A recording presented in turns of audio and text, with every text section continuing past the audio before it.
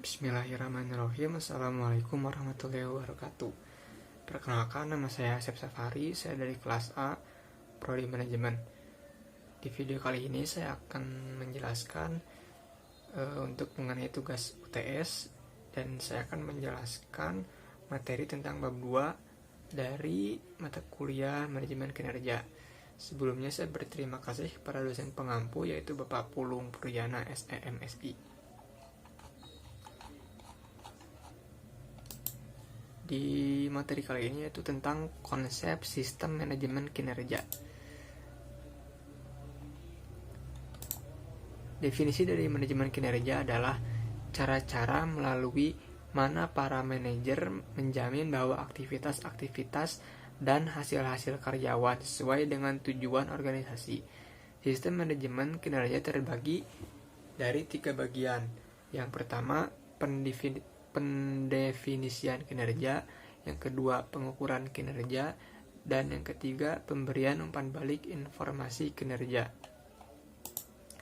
Lalu pertama, pendefinisian kinerja. Sistem manajemen kinerja mengkhususkan aspek-aspek mana dari kinerja relevan dengan organisasi, terutama melalui analisa pekerjaan atau job analisis.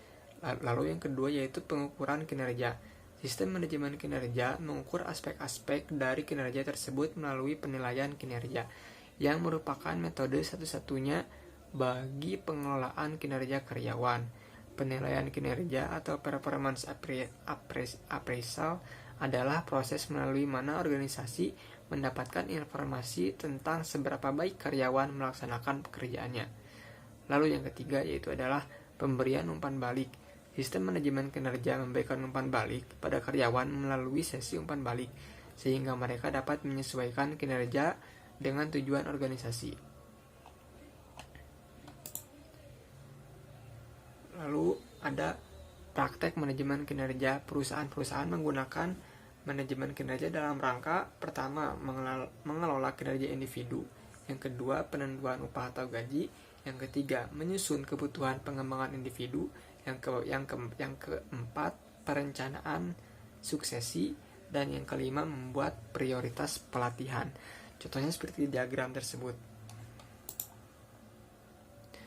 Lalu ada beberapa model organisasi dari manajemen kinerja, seperti dijelaskan dalam diagram di sini.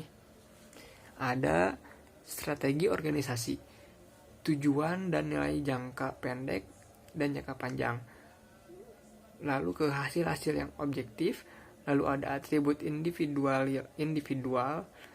lalu ada hambatan sistemasional, budaya organisasi, kondisi ekonomi. Tujuan strategi merupakan tujuan pertama di mana sistem manajemen kinerja harus menghubungkan aktivitas karyawan dengan tujuan organisasi. Untuk mencapai tujuan strategi ini, sistem yang ada haruslah fleksibel, karena ketika tujuan dan strategi berubah, hasil-hasil perilaku dan karakteristik karyawan biasanya perlu untuk berubah mengikutinya. Lalu ada tujuan administratif. Organisasi-organisasi menggunakan informasi manajemen kinerja dalam banyak keputusan administrasi, seperti administrasi upah, lalu promosi, pengakhiran kepemilikan, pemutusan kerja, dan pengakuan kinerja individu.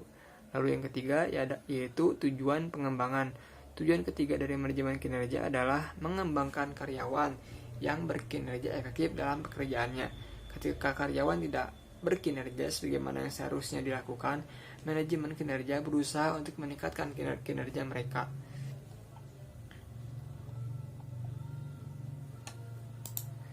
Lalu development goal setting meliputi jaminan bahwa setiap karyawan berpikir melalui pada tahap awal dari setiap periode kinerja tentang apa yang harus saya lakukan untuk mencapai tujuan saya.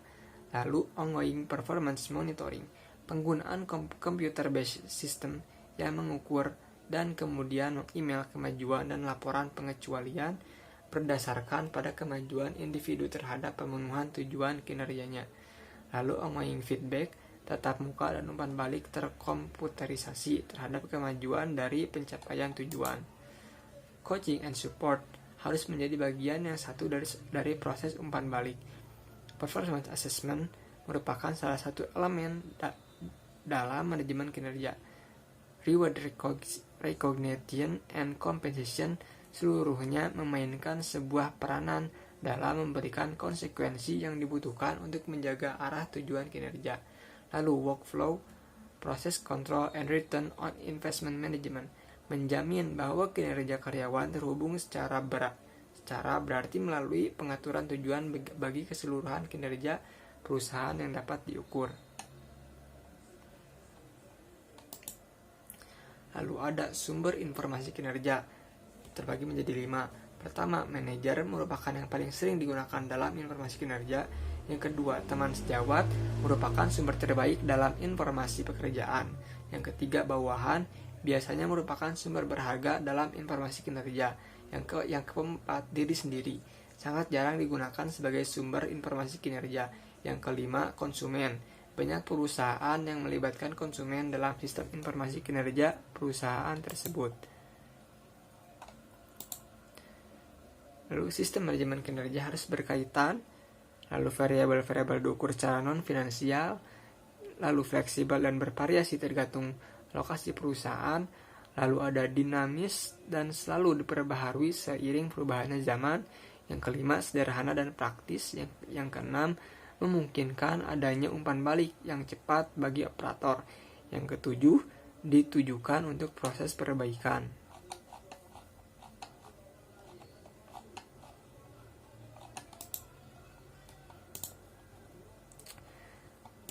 Lalu ada 5 kaidah perancangan sistem manajemen kinerja. Yang ke-1, mudah dimengerti atau mudah diterapkan. Ini itu adalah ISO. Yang kedua, berorientasi pada jangka panjang, tidak hanya sekedar pada keuntungan orientasi lingkungan. Yang ketiga, berdasarkan atas basis waktu umpan balik sesegera mungkin.